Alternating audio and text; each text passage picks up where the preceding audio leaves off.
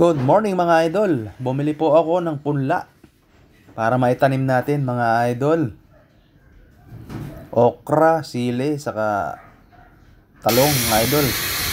Bumili rin ako ng lupa mga idol, mga coconut husk. At ino rin po yung mga seedlings ng talong natin. Ang gagawin natin ay yung hydroponics. Mga idol, yung usong-uso ngayon na ginagawa sa pagtatanim para mabilis lumaki. Ito, mga punla, healthy mga idol. At ito nga, nilalagyan ko na yung lupa ang talong, coconut husk with rice husk mga idol.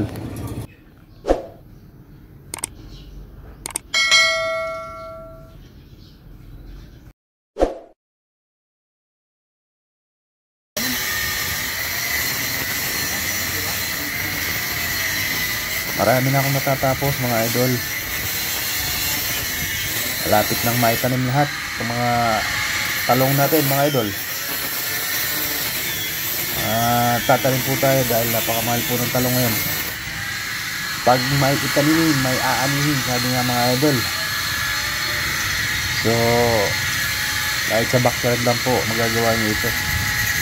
Tulong-tulong lang po. At so yung gagawin nyo pong paso nila, yung pinaggamitan lang po na styro cup na idol.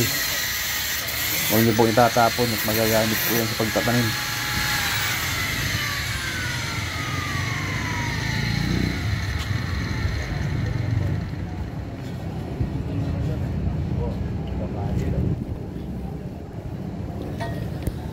So ang mga gagamitin lang po dito mga idol, yan nakikita nyo styro cup, saka yung binili nating coconut husk with rice husk.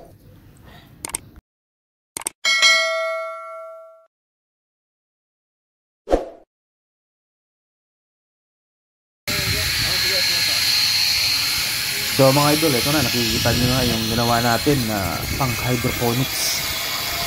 Ito, binutas-butasan lang po mga idol, yung mga plastic na nabili natin sa hardware.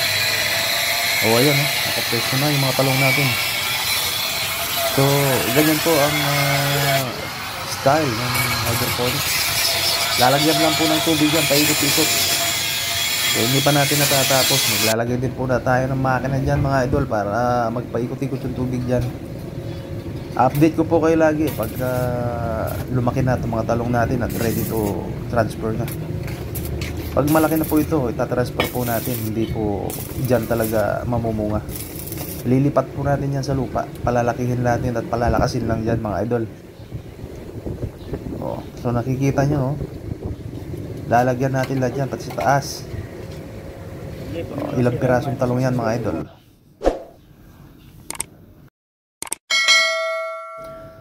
Salamat mga idol. Please like and subscribe.